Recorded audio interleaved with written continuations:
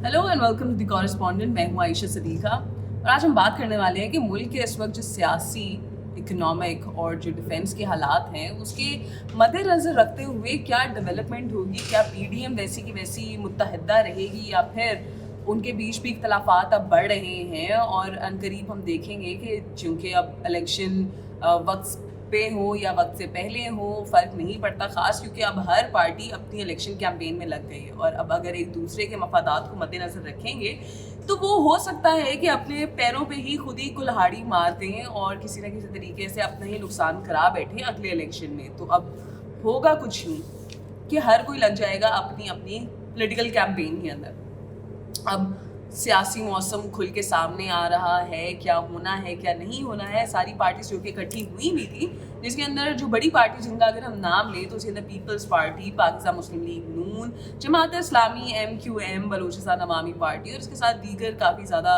आपको मालूम है कि कोई तकरीबन 12 से 13 पॉलिटिकल पार्टीज़ पूरे पाकिस्तान से मिलके उन्होंने PDM बनाया था और वो अपनी सारी की सारी सियासी पावर जो है वो PTI के खिलाफ लगा के फेडरल में हुकूमत बनाए हुए और 2 सूबों में इसके साथ ही साथ। लेकिन अब मसाइल पैदा होना शुरू हो गए। मसाइल एक तो पाकिस्तान की इकोनॉमिक सिचुएशन सबके सामने है, क्या इकोनॉमी डिफ़ॉल्ट होगी नहीं होगी, ये सारी पेशन गोइयाँ हो रही हैं। इसके बीच में इसहाक डार आते हैं और वो आके ये प्रेस कॉन्फ्रेंस करते हैं कि नहीं, डिफ़ॉल्ट का कोई भी इम्कान नहीं है, पाकिस्तान बिल्कुल सेफ़ है।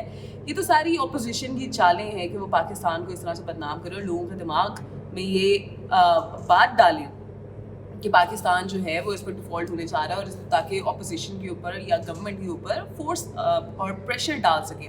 लेकिन हकीकत इसमें कोई नहीं है। लेकिन उसके साथ ही साथ ये भी देखा जा रहा है कि पाकिस्तान के अंदर महंगाई जो है वो रिकॉर्ड ऊंचाइयों को छू चुकी है। उसके अंदर आवाम के ऊपर जो इस पर बोझ डाला जा चुका है। सर्दियों के अंदर हम देख रहे हैं कि पहली बार सर्दियों के अंदर इतनी ज़्यादा लोड शेडिंग की जा रही है। कुछ देर पहले की खबर है कि ये एनर्जी क्राइसिस जिससे पाकिस्तान गुजर रहा है उससे पाकिस्तान को निकालने के लिए पहले एक नोटिफिकेशन आया था जिसके अंदर कहा गया था कि सारी की सारी मार्केट्स पाकिस्तान के अंदर 8 बजे बंद कर दी जाएंगी, जिसके ऊपर अवाम ने तो एहतजाज किया ही किया। उसके साथ ताजर बरादरी ने भी काफ़ी एहतजाज किया और उसको कैंसिल करा दिया गया। लेकिन आज ही एक नया नोटिफिकेशन जारी हुआ है जिसके अंदर उन्होंने कहा है कि मार्केट अब 8:30 बजे बंद कर दी जाएंगी, जो कि 8 और 8:30 के बीच खास फ़र्क नज़र नहीं आ रहा है। लेकिन इस डिसीजन के पीछे जो रीज़न है वो यही है कि जो पाकिस्तान की एनर्जी क्राइसिस है वो इतना बढ़ चुका है। पाकिस्तान के पास बिजली नहीं है, पावर नहीं है, पैसा नहीं है, डॉलर्स नहीं है। उसके साथ ही साथ जो सियासी जमातें इकट्ठी हुई थी कि मिल के पाकिस्तान को इस बहरान से निकालेंगे, उनके बीच भी अब मसाइल नज़र आ रहे हैं। तो पाकिस्तान कल रात को पाकिस्तान पीपल्स पार्टी और MQM के बीच में मुज़ाकरात कराने के लिए काफ़ी ज़्यादा देखा गया कि नून लीग और जमात इस्लामी के लीडर्स जो थे, PDM के दीगर लीडर्स भी सीनियर मौजूद थे, वो गए थे ताकि उनके बीच में कोई पैचअप करा सकें, जो उनकी डिमांड्स हैं वो किसी तरीके से पूरी कर सके। अब MQM हम सब जानते हैं कि वो कराची के अंदर सबसे ज़्यादा पावरफुल है। अब अगर तो उस मीटिंग के अंदर इस तरह की कोई उनको मीठी गोली खिलाई गई है कि उनको कराची सौंप दिया जाएगा तो इसमें पीपल्स पार्टी का कसूर है। अब ऑब्वियसली उनको अगर स्मार्टली प्ले करना है, पॉलिटिकली प्ले करना है, डिप्लोमेटिकली प्ले करना है, तो दोनों को खुश रखने के लिए कुछ बीच का रास्ता निकालना होगा।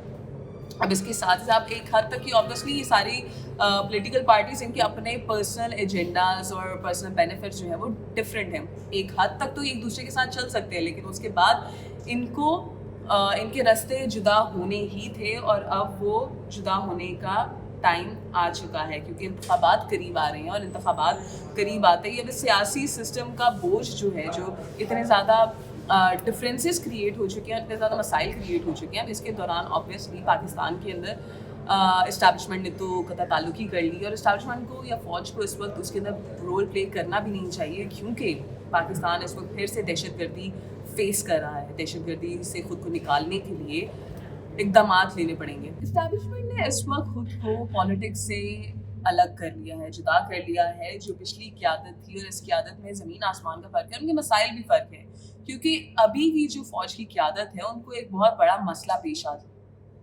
वो मसला ये है कि पाकिस्तान में फिर से दहशतगर्दी जो है वो अरूज पर है।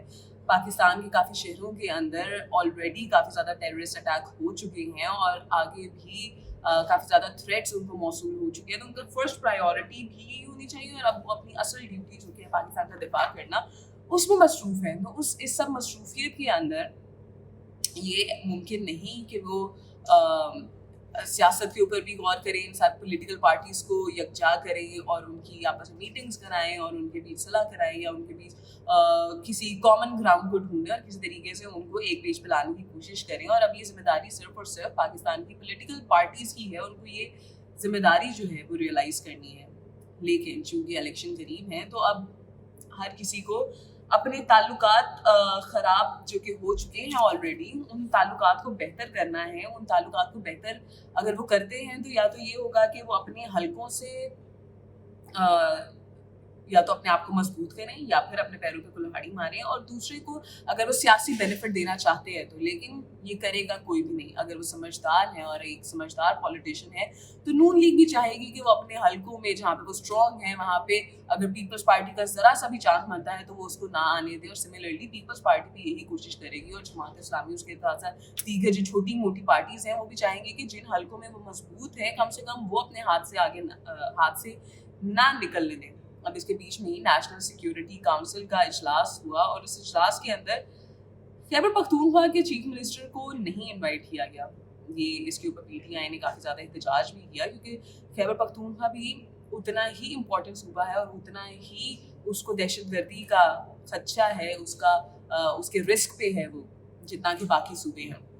اب دیکھنا یہ ہے کہ پاکستان جب اس وقت چاروں طرف سے پرابلمز میں گھرا ہوا ہے، جہاں پہ نہ اکانومی سیف ہے، جہاں پہ نہ اس پہ پاکستان کی سیکیورٹی کے حالات اس طرح کے ہیں کیونکہ کافی زیادہ نہ صرف طالبان بلکہ انٹرنلی بھی کافی زیادہ اور ایکسٹرنل آرگنائزیشنز بھی پاکستان کے اندر پھر سے ٹیررسٹ ایکٹیویٹیز کو بڑھا رہی ہیں. سب کے دوران دیکھنا یہ ہے اور پولیٹیکل ایکٹیویٹیز بھی جب اب ساری پولیٹیکل پارٹیوں کی یکجا بھی تھی وہ پھر سے ٹوٹتی نظر آ رہی ہیں. اس سب سچویشن کے اندر کیا پاکستان اس سب بحران سے نکل سکے گا یا نہیں؟